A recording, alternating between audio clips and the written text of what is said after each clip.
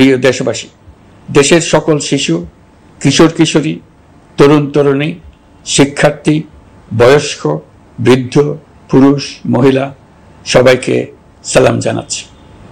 আসসালামু আলাইকুম। আপনাদের সবাইকে ছাত্র জনতার বিপ্লবে সিক্ত নতুন বাংলাদেশে স্বাগত জানাচ্ছি। গভীর শ্রদ্ধা জানাচ্ছি জুলাই আগস্ট মাসে ফ্যাসিবাদের বিরুদ্ধে ছাত্র জনতার অভ্যুত্থানে নিহত সকলের প্রতি। তাদের আত্মার মাগফিরাত কামনা করছি। তাদের আত্মত্যাগের বিনিময়ে নতুন বাংলাদেশ গড়ার শপথ নিয়ে আমি আপনাদের কাছে কিছু কথা বলতে চাই। শরণার্থীকালের ভয়াবহ বন্যায় যারা মৃত্যুবরণ করেছেন, যারা অসুস্থ হয়ে পড়েছেন বা যারা সর্বস্ব হারিয়েছেন, যারা দুঃসহ জীবন যাপন করছেন, তাদের স্মরণে রেখে আজকের কথাগুলো বলছি। বন্যা দুর্গতদের জীবন দ্রুত স্বাভাবিক করার জন্য যাবতীয় উদ্যোগ সরকারি বেসরকারি পর্যায়ে নেবার আয়োজন করেছি। ভবিষ্যতে সকল ধরনের বন্যা প্রতিরোধে আমাদের আভ্যন্তরীণ এবং প্রতিবেশীদের সঙ্গে যাতে যৌথভাবে নেওয়া যায় সে আলোচনা শুরু করেছে। প্রিয় দেশবাসী, আপনারা জানেন বিপ্লবী ছাত্র জনতা জাতির এই ক্রান্তি লগ্নে আমাকে এক গুরু দায়িত্ব অর্পণ করেছে।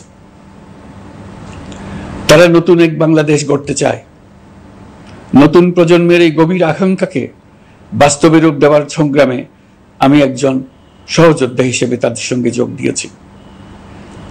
দেশের সকল বয়সের, সকল পেশার, সকল মতের, সকল ধর্মের সবাইকে বিনা দ্বিধায় এই সংগ্রামে যোগ দেওয়ার আহ্বান জানাচ্ছি। প্রিয় দেশবাসী, লক্ষ লক্ষ শহীদের রক্তের বিনিময়ে এবং লক্ষ লক্ষ মা বোনের আত্মদানের বিনিময়ে যে বাংলাদেশ আমরা পেয়েছিলাম তা ফ্যাসিবাদ এবং স্বৈরাচারের হাতে ধ্বংস হয়ে গেছে। আপনারা দেখেছেন আমাদের প্রতিটি প্রতিষ্ঠানকে তারা কিভাবে শেষ করেছে। দেশের রন্ধ্রে রন্ধ্রে ঢুকে গেছে দুর্নীতি। এমন এক দেশে আমাদের দেশ রূপান্তরিত হয়েছে যেখানে স্বৈরাচারের পিয়নও দুর্নীতির মাধ্যমে 400 কোটি টাকার সম্পদ করার মতো অকল্পনীয় কাজ করে গেছে নির্বিবাদে। শিক্ষা খাতকে পঙ্গু করে দিয়েছে। ব্যাংকিং ও শেয়ার বাজার খাতে লুটপাট, প্রকল্প ব্যয়ে বিশ্ব রেকর্ড, অবাধ সম্পদ পাচার, আইন শৃঙ্খলা রক্ষাকারী সংস্থাকে নিজ দলের পুতুলে রূপান্তর, বাক স্বাধীনতা হরণ, মানবাধিকার হরণ, এসবই হিমশৈলের অগ্রভাগ মাত্র। ক্ষমতা কুক্ষিগত করতে ফ্যাসিবাদী সরকার খর্ব করেছে জনগণের সাংবিধানিক ক্ষমতা ও অধিকার। দুঃশাসন, দুর্নীতি, অন্যায়, অবিচার, নিপীড়ন, বিচারের নামে প্রহসনের মাধ্যমে জনসুরক্ষা বিপন্ন করেছে। জনগণকে নির্যাতন, বঞ্চনা ও বৈষম্যের মুখোমুখি দাঁড় করিয়ে দিয়েছে। নতুন প্রজন্মের মানুষ সহ কোটি কোটি মানুষের ভোটাধিকারকে বছরের পর বছর হরণ করেছে। মানুষের এগিয়ে যাওয়ার পথে সকল ধরনের প্রতিবন্ধকতা তৈরি করে স্বৈরাচার তার নিজের, পরিবারের ও দলের কিছু মানুষের হাতে দেশের মালিকানা তুলে দিয়েছে। প্রিয় দেশবাসী, কিন্তু এই দ্বার প্রান্তে দাঁড়িয়েই আমাদের গড়তে হবে স্বপ্নের বাংলাদেশ। বৈষম্যহীন, শোষণহীন, কল্যাণময় এবং মুক্ত বাতাসের রাষ্ট্রের যে স্বপ্ন নিয়ে ছাত্র জনতা আন্দোলনে ঝাঁপিয়ে পড়েছিল, আমি তাদের সেই স্বপ্ন পূরণে অঙ্গীকারবদ্ধ। আপনাদের সবাইকে এই শুভলগ্নে তাদের স্বপ্ন পূরণে সমস্ত শক্তি নিয়ে এগিয়ে আসার আহ্বান জানাচ্ছি। তাদের স্বপ্ন আমাদের স্বপ্ন। জাতীয় জীবনে তরুণরা একটা মহা সুযোগ সৃষ্টি করে দিয়েছে। আমরা সবাইকে সুযোগ ব্যবহার করার কাজে এগিয়ে আসতে আহ্বান জানাচ্ছি। গণরোষের মুখে ফ্যাসিবাদী সরকার প্রধান দেশ ত্যাগ করার পর আমরা এমন একটি দেশ গড়তে চাই যেখানে প্রতিটি নাগরিকের মানবাধিকার থাকবে পুরোপুরি সুরক্ষিত। আমাদের লক্ষ্য একটাই, উদার, গণতান্ত্রিক, বৈষম্যহীন, অসাম্প্রদায়িক বাংলাদেশ। আমরা এক পরিবার, আমাদের এক লক্ষ্য। কোনো ভেদাভেদ যেন আমাদের স্বপ্নকে ব্যাহত করতে না পারে, সেজন্য আমরা প্রতিজ্ঞাবদ্ধ। বর্তমান সরকারের দায়িত্ব গ্রহণের মাত্র 2 সপ্তাহ শেষ হলো। কর্মযাত্রার প্রথম পর্যায়ে রাষ্ট্র সংস্কারের কাজে আপনাদের কাছ থেকে যে সমর্থন পাচ্ছি সেজন্য আন্তরিক ধন্যবাদ। আমরা অনুধাবন করছি যে আমাদের কাছে আপনাদের প্রত্যাশা অনেক। এই প্রত্যাশা পূরণে আমরা বদ্ধপরিকর। যদিও দীর্ঘদিনের গণতন্ত্রহীনতা, 15 বছরের ফ্যাসিবাদী শাসন ব্যবস্থা প্রায় প্রতিটি ক্ষেত্রেই আমাদের জন্য পর্বতসম চ্যালেঞ্জ রেখে গিয়েছে, কিন্তু এই চ্যালেঞ্জ গ্রহণে আমরা প্রস্তুত। আজ আমি সরকারের পক্ষ থেকে আপনাদের দোয়া ও সহযোগিতা কামনা করতে আপনাদের সামনে এসেছি। শুধু আমি বলবো, আপনাদের একটু ধৈর্য ধরতে হবে। এখনই সব দাবি পূরণ করার জন্য জোর করা, প্রতিষ্ঠানে ঢুকে ব্যক্তিবিশেষকে হুমকির মধ্যে ফেলা, মামলা গ্রহণের জন্য চাপ সৃষ্টি করা, বিচারের জন্য গ্রেফতারকৃত ব্যক্তিকে আদালতে হামলা করে আগেই এক ধরনের বিচার করে ফেলার যে প্রবণতা, তা থেকে বের হতে হবে। ছাত্র জনতার বিপ্লবের গৌরব ও সম্ভাবনা এসব কাজে ম্লান হয়ে যাবে। নতুন বাংলাদেশ গড়ার প্রচেষ্টাও এতে ব্যাহত হবে। রাতারাতি এই পরিস্থিতি থেকে উত্তরণ কঠিন। নড়বড়ে এক কাঠামো, আমি বরং বলবো জনস্বার্থের বিপরীতমুখী এক কাঠামোর উপর দাঁড়িয়ে আমাদেরকে দেশ পুনর্গঠনের কাজে হাত দিতে হয়েছে। আমরা এখান থেকেই বাংলাদেশকে এমনভাবে করতে চাই যেন এদেশে জনগণই সত্যিকার অর্থে সকল ক্ষমতার উৎস হয়, বিশ্ব দরবারে একটি মানবিক ও কল্যাণকর রাষ্ট্র হিসেবে সমাদৃত হয়। তরুণ প্রজন্ম, শিক্ষার্থী ও জনতার আত্মত্যাগের প্রতি সম্মান জানাতে রাষ্ট্র সংস্কারের কাজে সফল আমাদের হতেই হবে, এর আর কোনো বিকল্প নেই। প্রিয় দেশবাসী, আপনারা ইতিমধ্যে জেনেছেন জুলাই আগস্ট মাসে গণ অভ্যুত্থানে বল প্রয়োগ ও হতাহতের যে দুঃসহ ঘটনা ঘটানো হয়েছে তার স্বচ্ছ তদন্ত করতে জাতিসংঘের মানবাধিকার কমিশনের প্রধানকে বাংলাদেশে এসে তাদের তদন্ত শুরু করতে আমরা আমন্ত্রণ জানিয়েছি। তদন্তের এই প্রক্রিয়া এই সপ্তাহে শুরু হবে। তাদের প্রথম দল ইতিমধ্যে এসে গেছে। আমরা ইতিমধ্যে ছাত্র জনতার বিপ্লবকে নস্যাৎ করতে যে শত শত মিথ্যা ও হয়রানিমূলক মামলা দায়ের করা হয়েছিল তার অধিকাংশ প্রত্যাহার করেছি এবং আটক ছাত্র জনতার মুক্তি লাভের ব্যবস্থা করেছে। পর্যায়ক্রমে মিথ্যা ও গায়েবী সকল মামলার ক্ষেত্রে অনুরূপ ব্যবস্থা গ্রহণ করে মানুষকে দুঃসহ ভোগান্তি থেকে মুক্ত করা হবে। ন্যায় বিচার নিশ্চিত করতে গণ অভ্যুত্থানের সকল শহীদ পরিবারকে পুনর্বাসন করবে। সকল আহত শিক্ষার্থী ও জনতার চিকিৎসার সম্পূর্ণ ব্যয় সরকার বহন করবে। সেই লক্ষ্যে স্বাস্থ্য মন্ত্রণালয়ের নেতৃত্বে উপদেষ্টা পরিষদে বৈষম্য বিরোধী ছাত্র আন্দোলনের প্রতিনিধিত্বকারী 2 জন উপদেষ্টার সহায়তায় একটা পূর্ণাঙ্গ তালিকা প্রস্তুত করা হচ্ছে। এই কার্যক্রমের জন্য এবং গণ অভ্যুত্থানের শহীদদের স্মৃতি ধরে রাখতে সরকার অতি দ্রুত জুলাই গণহত্যা স্মৃতি ফাউন্ডেশন নামে একটি ফাউন্ডেশন প্রতিষ্ঠা করার প্রক্রিয়া শেষ পর্যায়ে এনেছে। আপনাদের সবার এবং বিদেশে অবস্থানরত ভাই বোনদের অনুদান এই প্রতিষ্ঠানে পাঠানোর জন্য অনুরোধ করছি।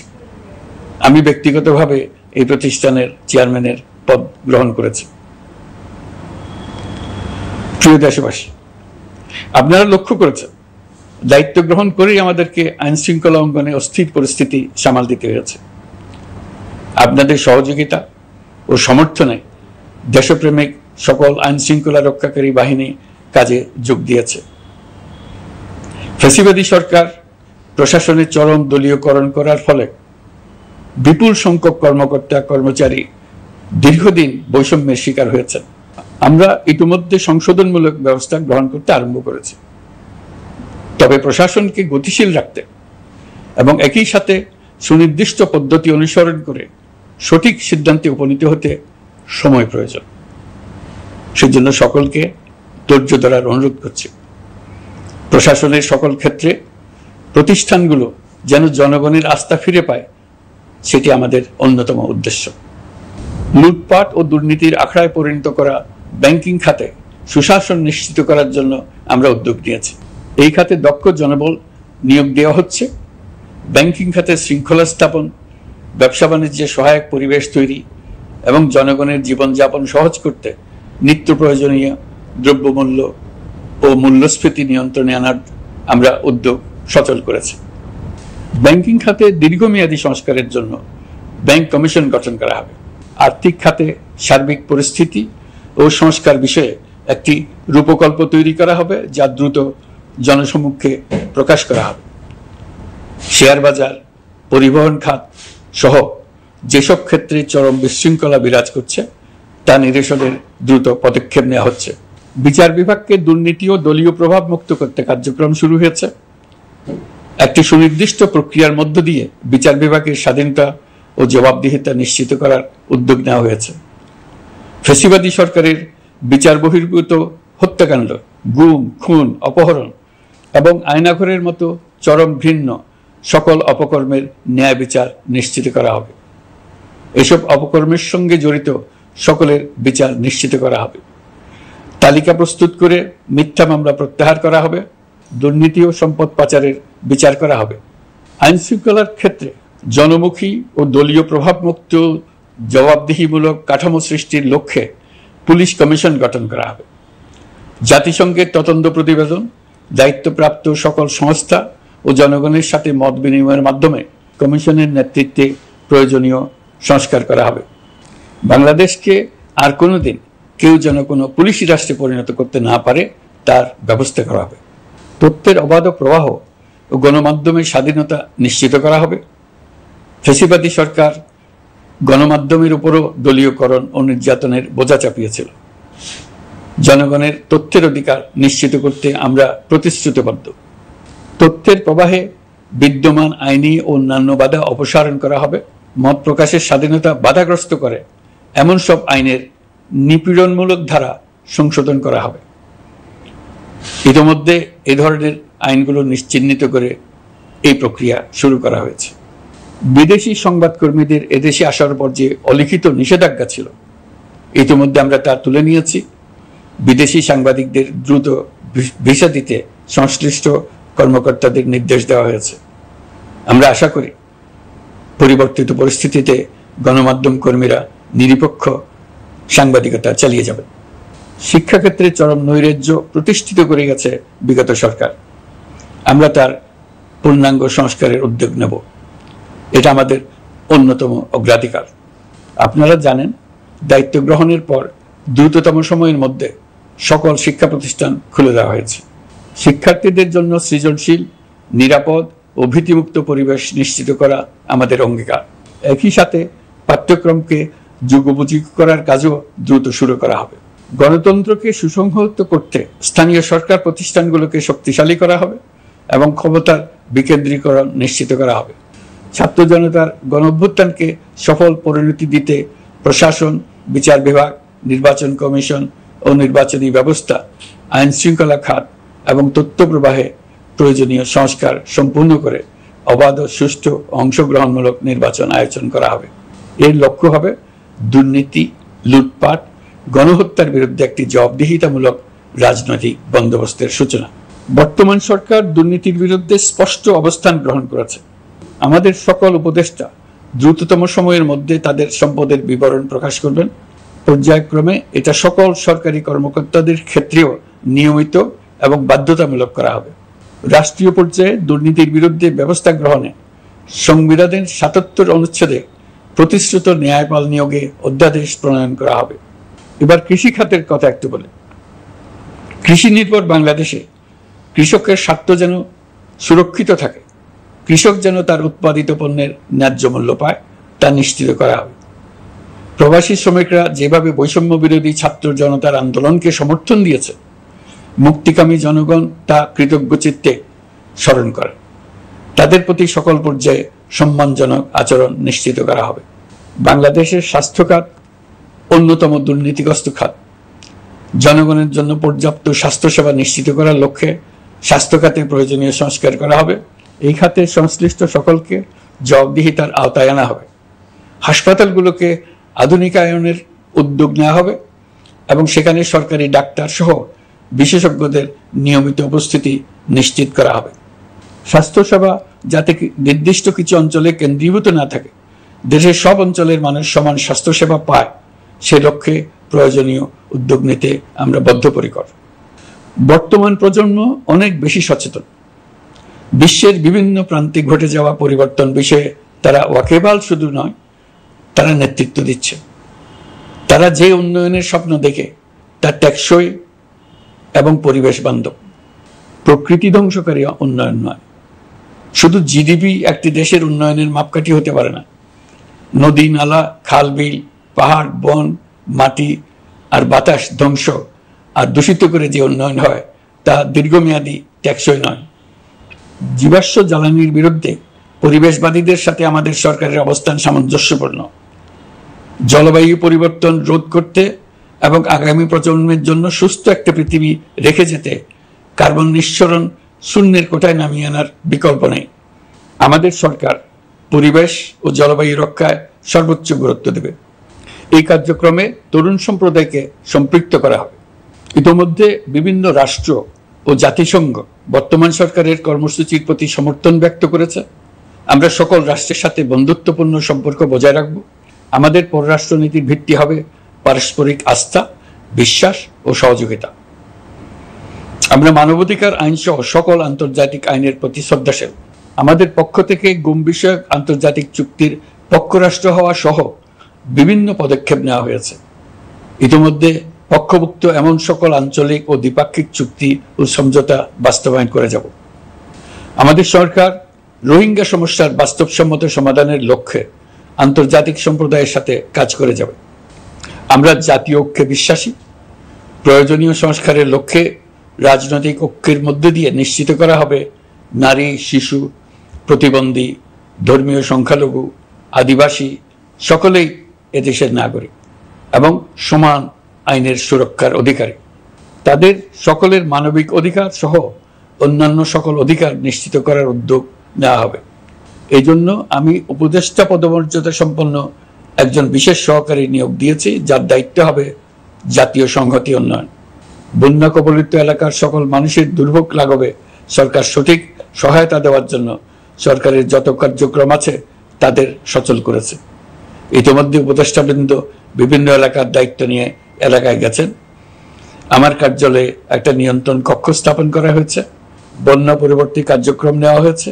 ভবিষ্যতে বন্যা নিয়ন্ত্রণের জন্য করণীয় কি স্থির করার জন্য পদক্ষেপ নেওয়া হচ্ছে। দেশপ্রেমিক সেনাবাহিনী, পুলিশ, বিজিবি, র্যাবকে গুম নির্যাতনের কাজে লাগিয়ে তাদের কলঙ্কিত করা হয়েছে। তারা দেশের গৌরব। তাদেরও কিছু অতি উৎসাহী সদস্যের কারণে পুরো বাহিনীকে আমরা কলঙ্কিত দেখতে চাই না। আমরা অপরাধীদের চিহ্নিত করতে চাই এবং তাদের শাস্তি দিতে চাই, যেন ভবিষ্যতে কারো হুকুমে দেশপ্রেমিক কোনো বাহিনীর, পুলিশের, র্যাবের কোনো সদস্য হত্যাকাণ্ড, গুম ও অত্যাচারে জড়িত হওয়ার সাহস না করে। তাদের কাছে হুকুম যত বড় কর্তৃপক্ষের কাছ থেকে আসুক না কেন, তারা তা উপেক্ষা করবে। ভবিষ্যতে উপরওয়ালার হুকুমে এমন ঘৃণ্য কাজ করতে বাধ্য হয়েছে এমন ব্যাখ্যা কারো কাছে গৃহীত না হয় তার ব্যবস্থা করা হবে। আমি দেশরক্ষা বাহিনী, পুলিশ বাহিনী এবং অন্যান্য সহল বাহিনীকে নির্দেশ দিয়েছি তারা তাদের মধ্যে যারা হত্যাকাণ্ড, গুম, খুন বা শারীরিক মানসিক অত্যাচারে সরাসরি জড়িত তাদের চিহ্নিত করে বিচারের ব্যবস্থা করতে।